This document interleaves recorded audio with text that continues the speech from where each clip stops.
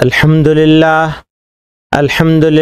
नहमदुहु व नस्तईनुहु व नस्तगफिरुहु व नु'मिनु बिही व नतवक्कलु अलैहि व नऊज़ु बिल्लाहि मिन शुरूरि अनफुसिना व मिन सय्यिआति अमालिना मन यहदिहिल्लाहु फला मुज़िल्ल लहु व मन युज़लिल फला हादिय लहु व नशहदु अल्ला इलाहा इल्लल्लाहु वहदहु ला शरीका लहु व नशहदु अन्न सय्यदना व मौलाना मुहम्मदन अब्दुहु व रसूलुहु सल्लल्लाहु तआला अलैहि व अला आलिहि व सहबिहि व बारक व सल्लम। मुअज़्ज़ज़ उलमाए किराम, तलबाए अज़ीज़ और हाज़रीन मजलिस,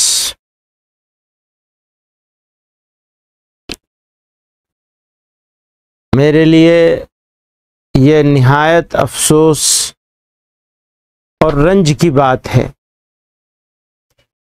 कि मैं आप लोगों के बीच में वादे, इरादे और कोशिशों के बावजूद हाजिर न हो सका। अल्लाह की ऐसी ही मर्ज़ी थी। बड़े दिनों के बाद ये मौका मुझे मिल रहा था कि मैं आपके बीच में मौजूद होता और आप हज़रात से कुछ गुफ्तगू होती, और मेरे लिए यकीनन बड़े शरफ़ की बात थी कि मैं इस अज़ीमुश्शान तालीमी बेदारी कॉन्फ्रेंस में मौजूद होता जो दीनी तालीम के नाम पे हो रही है।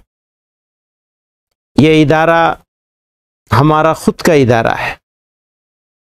इस इदारे में आने के लिए हमें किसी दावत की ज़रूरत नहीं है, बल्कि मैं ये समझता हूँ मेरे वालिद का, बड़ों का जिस तरह ताल्लुक़ रहा है इस इदारे के साथ, तो हम मेहमान नहीं बल्कि मेज़बान हैं। तो आप सब जो लोग आए हैं इस इजलास में शिरकत के लिए, वो हमारे मेहमान हैं और मेज़बान गायब है। तो मेरी कुछ मजबूरी ऐसी हुई कि मैं सब चाहतों के बावजूद कुछ कानूनी मामलात ऐसे आए जिनकी वजह से सफ़र नहीं कर सका। मैं शुक्रगुज़ार हूँ ज़िम्मेदारान मदरसे का कि उन्होंने दावत भी दी और बड़े खुलूस और चाहतों के साथ क़ारी शम्सुल हक़ साहब हैं, मौलाना नदीम सिद्दीकी साहब हैं, वो तो हमारे बड़े हैं, फरमा रवा हैं हमारे, और उन्होंने एक दिन का तो तारीख़ भी तब्दील करी कि अच्छा ठीक है आप कल नहीं आ सकते हो तो आज आ जाओ। मैंने दोबारा भी वादा कर लिया, लेकिन फिर भी नहीं आ सका मैं। बहरहाल अच्छा, आने के पीछे एक दाइया और था, हमारे पुराने साथी बुज़ुर्ग हज़रत शेखुल इस्लाम रहमतुल्लाह अलैह के तलामिज़ा में से हज़रत मौलाना हबीबुर रहमान साहब, जो जमीयत उलमा के मज़बूत कदावर रहनुमा थे, सुतून की हैसियत रखते थे जमीयत उलमा के लिए। जमीयत उलमा सिर्फ मकामी जमीयत उलमा या मराठवाड़ा की जमीयत उलमा नहीं, और सिर्फ महाराष्ट्र की नहीं, बल्कि मुल्क की जमीयत उलमा में अहम मकाम था उनका। जलीलुल क़द्र जमीयत उलमा के सरपरस्तों में, ज़िम्मेदारों में, बड़ों में उनका शुमार होता था। अल्लाह को प्यारे हो गए और हम अब तक उनकी ताज़ियत के लिए भी हाजिर न हो सके। तो ये ख्याल था, ये इरादा था, चाहत थी कि जाएं और ये काम भी हो जाए और वो काम भी हो जाए। मैं उनके खानवादे को भी और मदरसे को भी और उस इलाक़े के मुसलमानों को भी ताज़ियत मसनूना पेश करना चाहता हूँ। अल्लाह ताला उम्मत को, मिल्लत इस्लामिया हिंद को और जमीयत उलमा हिंद को उनका नेअमुल बदल अता फरमाए और उनको दारैन की आखिरत की तमाम नेमतों से नवाजे, मग़फ़िरत और रहमत और ख़ास दर्जा अता फरमाए। उनकी खिदमत के लिए, उनके इखलास और लिल्लाहियत के लिए, तक़वे के लिए, इल्म के लिए। ये दो बातें हो गई। अब तीसरी बात एक और क्या करना चाहता हूं मैं इस कॉन्फ्रेंस के उन्वान से। हमारी ज़िंदगी अल्लाह ताला की अमानत है। परवरदिगार आलम ने हमको इंसान बनाया, अशरफुल मखलूक़ात बनाकर पैदा किया, और इंसान भी ऐसा बनाया कि कोई कमी नहीं छोड़ी। देखने के लिए आँखें, सुनने के लिए कान, बोलने के लिए ज़बान। ग़रज़ है कि बेशुमार नेमतें, इंसान गिनती नहीं कर सकता। फिर ये दुनिया हमारे लिए बनाई, ज़मीन, आसमान, सूरज, चांद, सितारे, नदी, नाले, दरिया, हवा, पानी। ग़रज़ दुनिया में भी बेशुमार नेमतें रख दी, इंसान उनकी गिनती भी नहीं कर सकता। फरमाया व इन तउद्दू निअमतल्लाहि ला तुहसूहा, अगर तुम अल्लाह ताला की नेमतों की गिनती करना चाहो तो तुम वो भी नहीं कर सकते। तो हमारे जिस्म के अंदर इतनी नेमतें, और हमारे लिए दुनिया बनाई गई उसके अंदर इतनी नेमतें। फिर हमें ईमान अता कर दिया, पैगंबर अलैहिस्सलातु वस्सलाम का उम्मती बना दिया, नेमतों की तकमील कर दी। और ये सारी नेमतें अल्लाह ताला ने हमको अपने फजल से, अपने फैसले से, अपनी मेहरबानी से अता फरमाई। हमारा इसमें कोई कमाल नहीं। क्या हम मांगने गए थे? ना, हमें तो होश भी नहीं था, हमें पता भी नहीं था कि हम इंसान बनेंगे, कुत्ता नहीं बनेंगे तो क्या फायदा होगा, फिर इंसान बनेंगे तो ईमान वाले होंगे तो क्या फायदा होगा। हमसे ज्यादा समझदार, काबिल, पढ़े लिखे, ताकतवर, बासलाहियत लोग दुनिया में मौजूद हैं, ईमान की दौलत से महरूम है। अल्लाह ताला ने अपने फजल से हमको ये इनाम दिया, अजीम शान इनाम, कि ये ईमान की दौलत से सरफराज कर दिया। ये ईमान हमारे पास आया तो अब हमें इस ईमान के साथ जीना और इसी ईमान पर मर जाना है। यानी दुनिया से जाएं तो ईमान पर जाएं। हमारे हजरत रहमतुल्लाह अलैह से बहुत पहले की बात है, एक जगह मैंने एक रिसाला देखा जहां सन 1965 का कोई हजरत, हमारे हजरत का इंटरव्यू था छपा हुआ। बहुत सारे उसने सियासी सवाल किए थे। आखिर में सवाल पूछा इंटरव्यू लेने वाले ने कि हजरत आपकी सबसे बड़ी तमन्ना क्या है, ये बताइए। हजरत ने फरमाया बस ईमान पर खात्मा हो जाए, मैं मरूं तो ईमान के साथ मरूं, ये सबसे बड़ी तमन्ना। तो एक मोमिन की इससे बड़ी तमन्ना कुछ नहीं हो सकती कि ये ईमान मिला है तो ईमान पे बाकी रहूं और मौत ईमान की हालत में आ जाए। सबसे बड़ी मेराज है मोमिन के लिए। ईमान की जिंदगी अल्लाह ने अपने फजल से अता फरमाई, खात्मा ईमान पर हो जाए, इसके लिए हमको कुछ कोशिश करनी पड़ेगी। वो कोशिशें क्या है? नंबर 1, ईमान की कदर कीजिए। अगर आपने ईमान की कदर नहीं की तो खुदा न खास्ता ईमान अल्लाह ताला हमसे छीन लेंगे।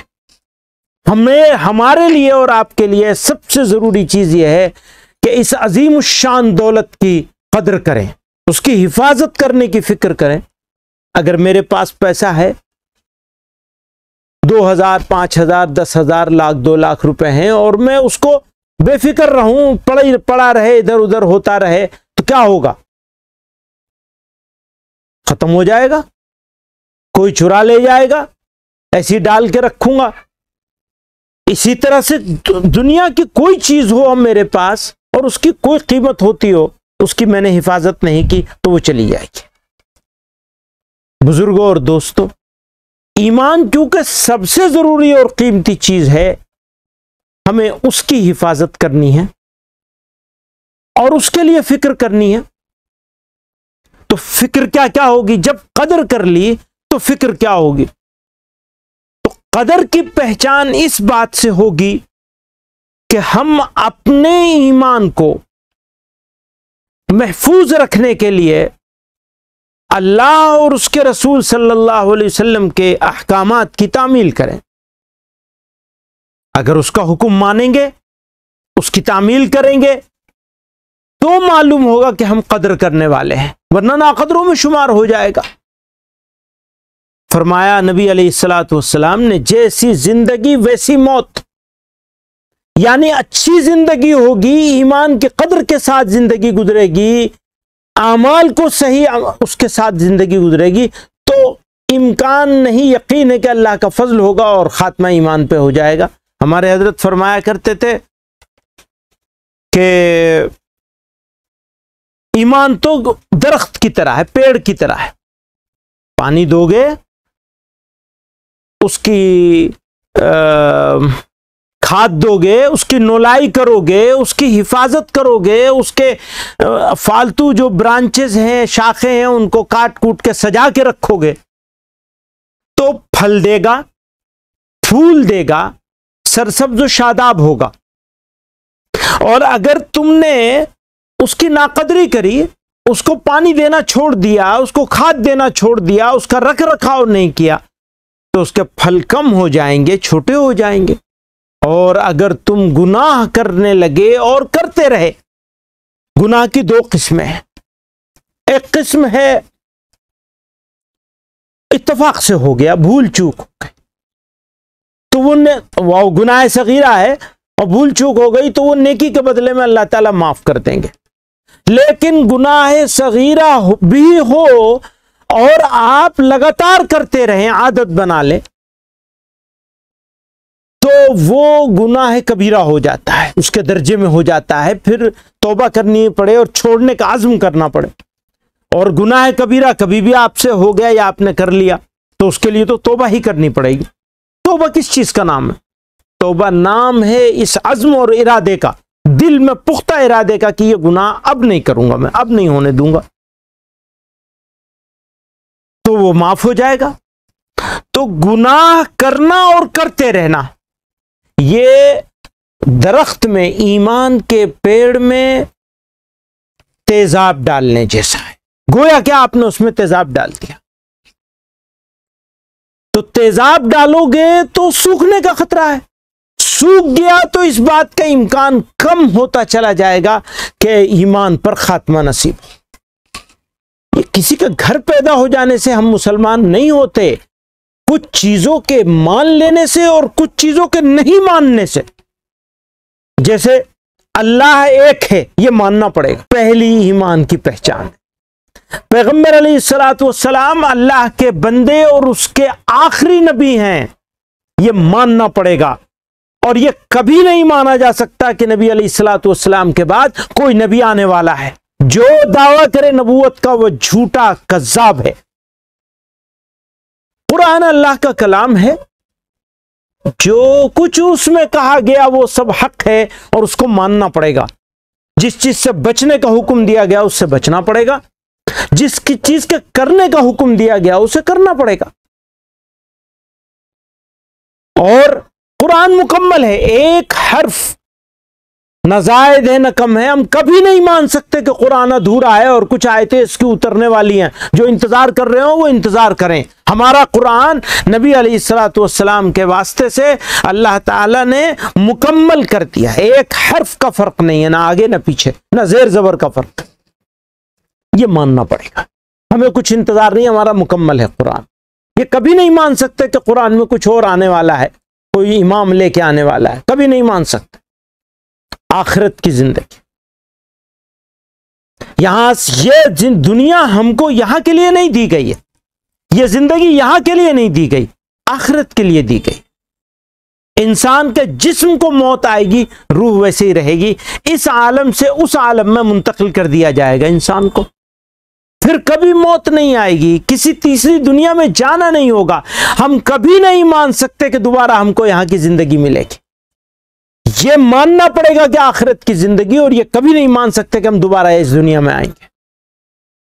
इसी तरह से जन्नत और जहन्नुम, अल्लाह ताला के फैसले, तो ये कुछ चीजें हैं जिनके मानने का। अब जैसे ही हमने ये माना कि कुरान अल्लाह का, अल्लाह एक है, तो उसका कोई साजी और शरीक नहीं, और वो बाइख्तियार है, इज्जत, जिल्लत, मौत, जिंदगी, हयात सब उसके हाथ में।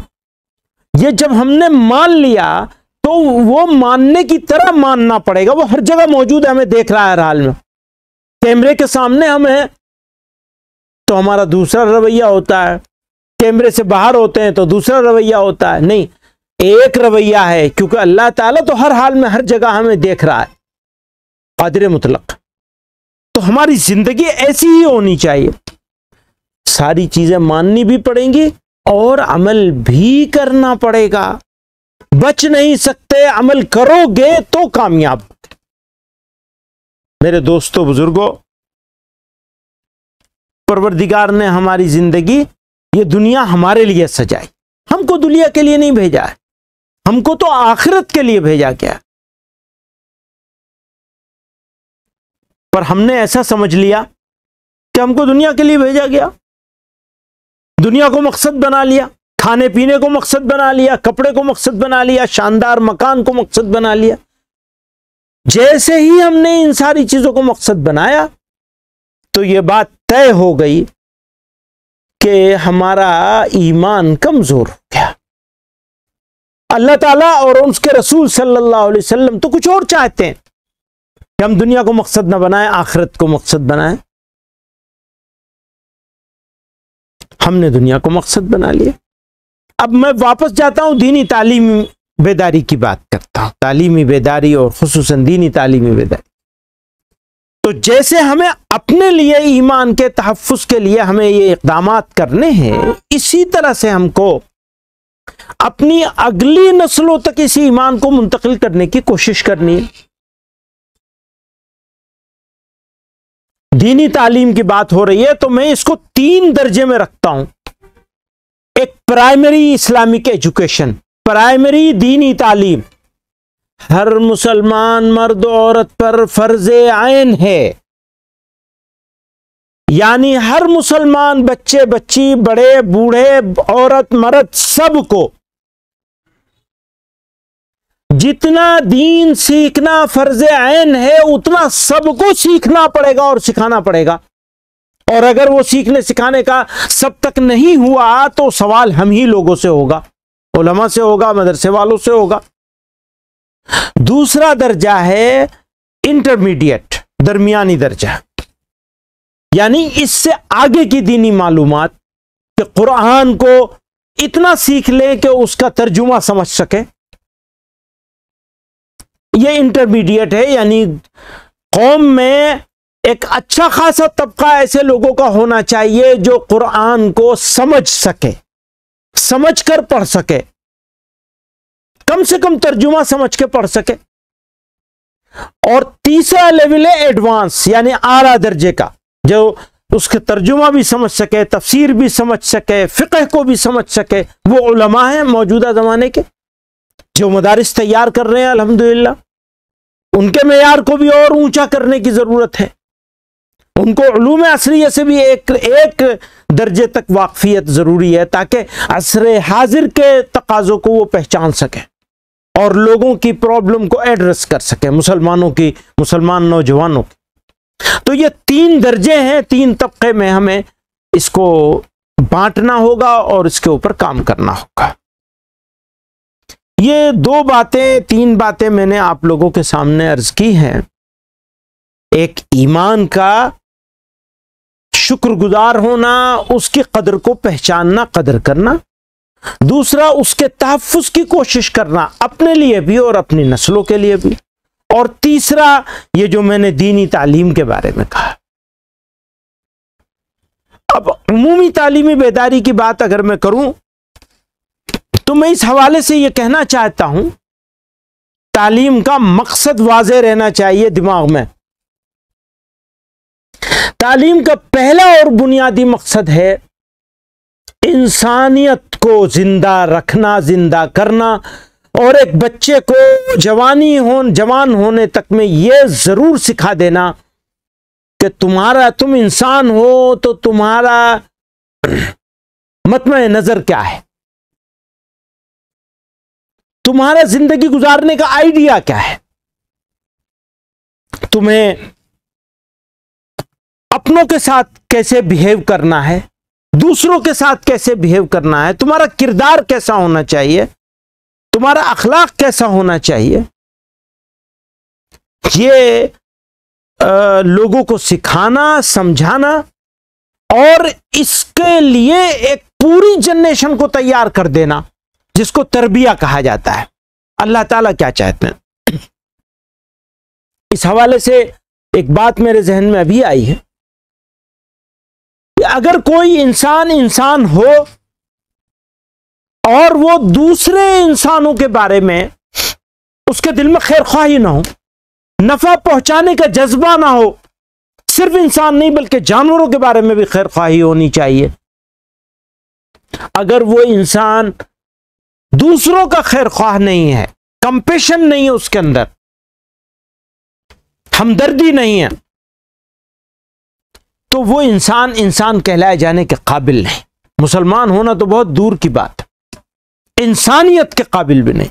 जो खुद गर्ज होगा, जो लालची होगा, जो सिर्फ अपने बारे में सोचेगा, कैसा इंसान है। मेरे भाइयों बुजुर्गों, ये तरबियत का जो पार्ट है, ये सबसे इंपॉर्टेंट, सबसे अहम और जरूरी पार्ट है हर तालीम वाले के लिए, चाहे दुनियावी तालीम ले रहा हो, चाहे दीनी तालीम ले रहा हो, चाहे काम कर रहा हो, कैसी भी जिंदगी हो, अगर आप दूसरों के लिए नफा बख्श हो गए और अपने दिल में दूसरों के लिए आपके हमदर्दी का, खैरख्वाही का जज्बा आपने पैदा कर लिया, तो अल्लाह ताला की रजा हासिल करने का सबसे आसान और करीब तरीन रास्ता है।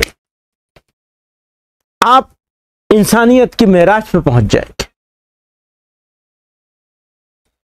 एक बात यह है। दूसरा, एक आखिरी बात, मैं बहुत लंबी बात नहीं कर सकूंगा, काफी सफर करना पड़ा है और सवेरे से उसमें हूं और मुझे बहुत आदत नहीं है ये ऑनलाइन उसकी। एक आखिरी बात कहना चाहूंगा मैं, मौजूदा हालात जो हैं वो बहुत फिक्रमंदी के हैं। सिर्फ यहां के लोग नहीं बल्कि पूरी दुनिया के लोग हालात को सुनते हैं, देखते हैं तो फिक्रमंदी का इजहार करते हैं, और ये बिल्कुल सही फिक्रमंदी। लेकिन कुरान करीम में अल्लाह ताला ने इरशाद फरमाया, अफहसिबन नासु अन युत्रकू अन यक़ूलू आमन्ना वहुम ला युफ्तनून। अहसिबन नासु अन युत्रकू अन यक़ूलू आमन्ना वहुम ला युफ्तनून। तुम दावा करते हो, समझते हो कि ये कहोगे कि हम ईमान लाए हैं और तुम्हारा आजमाइश नहीं होगी। ईमान वालों की आजमाइश होगी, बिल्कुल घबराना नहीं है, हौसला रखना। कोई कौम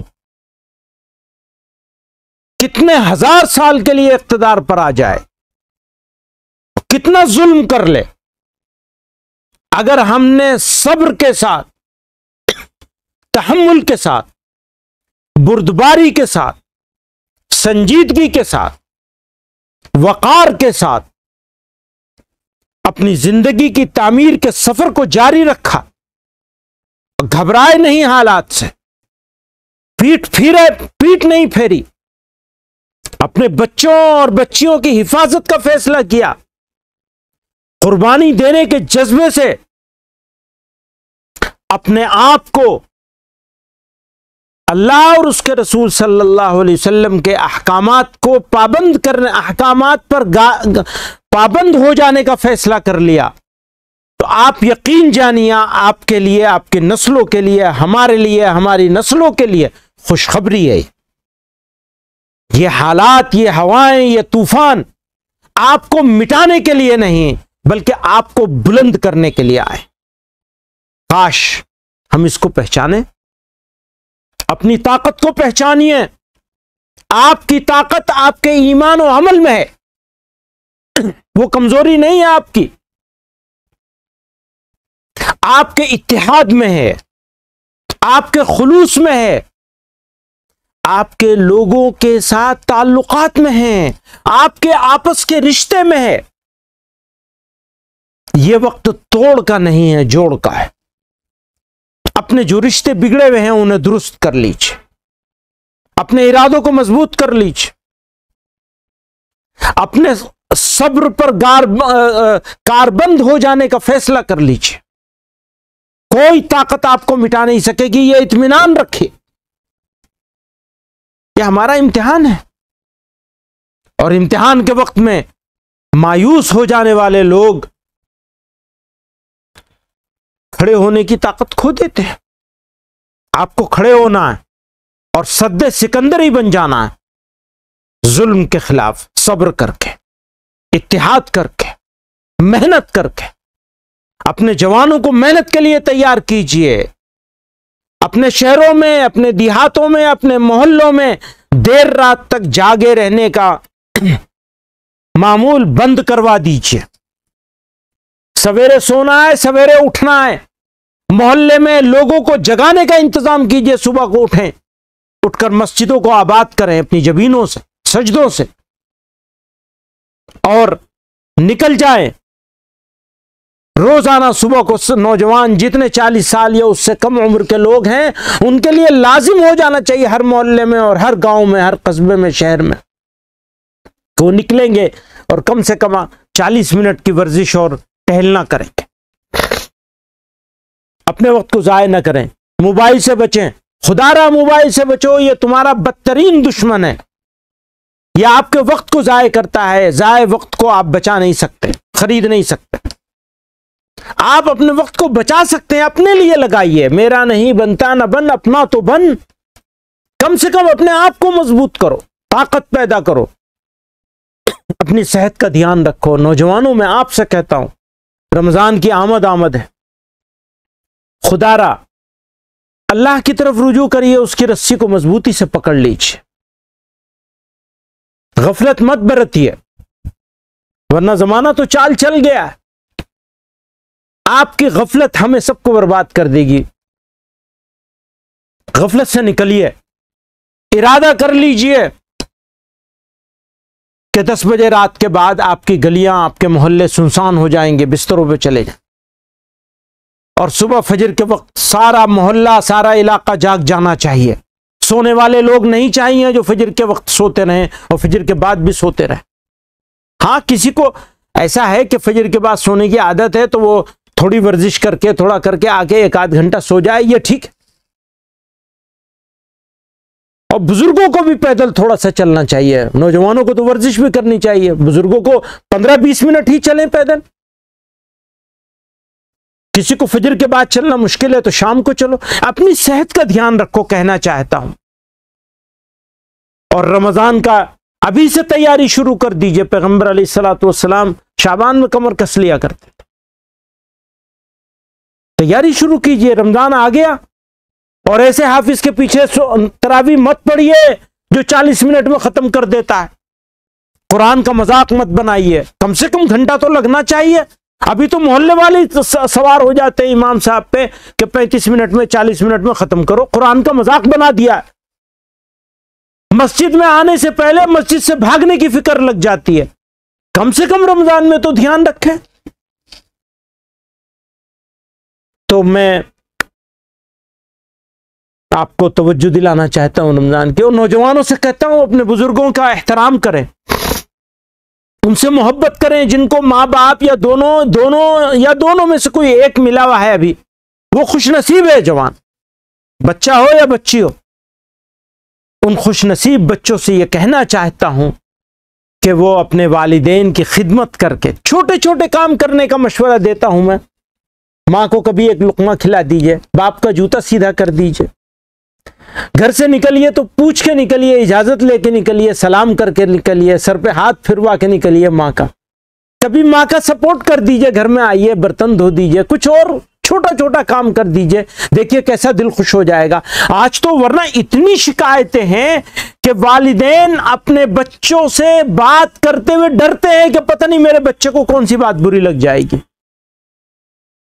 तो किसी ऐसे वालिद का अपने बच्चे से डर के मारे बात करने से पहले 2 मरतबा सोचना कि ये जुमला बोलूं या ना बोलूं, मेरे बेटे को बेटी को बुरा लग जाएगा, इससे बड़ी बदनसीबी उस बच्चे के लिए क्या हो सकती है। सुनो, जिस जवान ने, बेटा हो या बेटी हो, अपने माँ बाप या दोनों में से किसी एक को उफ भी कह दिया, थोड़ी सी भी बदतमीजी कर दी, तो वो उस वक्त तक मरेगा नहीं जब तक उसकी औलाद उसको जूतों से पीट नहीं लेगी। याद रखना, ये वो गेंद है, दीवार पर जितनी जोर से मारोगे उससे दुगनी जोर से वो तुम्हारी तरफ वापस आएगी। खुदारा अपने वालिदैन को खुश करो, राजी कर लो, किसी भी तरह से, कोई भी तरीका हो आप उसको इख्तियार कर लीजिए, उनको राजी कर लीजिए। अल्लाह ताला, और जिनके वालिदैन गुजर गए हैं उनसे दरखास्त करूंगा कि उनके लिए सदका करें, उनके लिए कलामुल्लाह पढ़ के ईसाल सवाब करें, उनके लिए दुआ करें। आप उनके लिए दुआ करने लगेंगे, आपको अल्लाह ताला औलाद सालिह वलद सालिह में रख देंगे इंशाअल्लाह। आपको नेकी का इनाम मिल जाएगा, यहां दुनिया में नेकों में शामिल हो जाएंगे आप इंशाअल्लाह, क्योंकि दुआ उनके लिए वही करता है जो नेक होता है। और आप रमजान में नेकी का इरादा कर लें। रमजान की कोई एक इबादत, मसलन तहज्जुद के वक्त की 2 रकात तहज्जुद अपने माँ बाप के लिए, ईसाल सवाब के लिए पढ़ने लगे। रोजाना आप आज से इरादा कर लीजिए, वालिदैन जिंदा हो या गुजर गए हों, दोनों के लिए ईसाल सवाब की नियत कर लें अभी से कि हम इंशाअल्लाह रमजान भर 2 रकात तहज्जुद की नमाज पढ़ेंगे, सहरी से पहले या सहरी के फौरन बाद, यानी सहरी का वक्त खत्म होने से पहले सिर्फ 2 रकात पढ़ लीजिए और ये इरादा कर लीजिए कि उनको ईसाल सवाब पहुंचाएंगे। अभी से आप इरादा करेंगे, अभी से अल्लाह ताला नेकों में शामिल कर लेंगे आपको। और अब भी कुछ आप रोजाना एक सूरह फातिहा पढ़ के बख्श दिया कीजिए। जिनके गुजर चुके हैं उनको खास तौर से, वैसे तो ईसाल सवाब जिंदों को भी पहुंचाया जा सकता है। तो मैं एक मर्तबा फिर उदगीर के लोगों का शुक्रिया और अपनी तरफ से माफी, और ये मेरा इरादा है तो मैं बगैर दावत के आऊंगा इंशाअल्लाह उदगीर। वैसे भी मुझे आना था और पहले आना चाहिए था मुझे मौलाना हबीबुर रहमान साहब मरहूम की ताज़ियत के लिए, तो आना ही है, वो मेरे ज़िम्मे है। हो सकेगा रमज़ान के से पहले, नहीं तो रमज़ान के फ़ौरन बाद मैंने हाज़िरी का इरादा कर रखा है। और मेरे लिए माज़रत बहुत चाहता हूँ आप सब लोगों से भी, खुसूसन मदरसों के ज़िम्मेदारों से, उमूमन क़ारी शम्सुल हक़ साहब से और उनके भाइयों से और ज़िम्मेदारान से, मदरसे के असातिज़ा से, तलबा से जिनकी दस्तारबंदी होनी है, हो रही है, हो चुकी है, होने वाली है, सबसे बहुत माफ़ी माज़रत चाहते हुए और इस उम्मीद पर कि मौलाना नदीम सिद्दीकी साहब भी माफ़ कर देंगे, आप हजरात से रुख़्सत चाहता हूँ। अल्लाह ताला आप लोगों को जज़ाए खैर दे। और इस इदारे को, ये इदारा मरकज़ी इदारा है अल्हम्दुलिल्लाह, अल्लाह ताला मज़ीद खिदमात की तौफ़ीक़ अता फ़रमाए और क़बूलियत अता फ़रमाए, इस मजमे को जमा होने को भी कबूल फ़रमाए। व आखिर दावाना अनिल हम्दुलिल्लाहि रब्बिल आलमीन।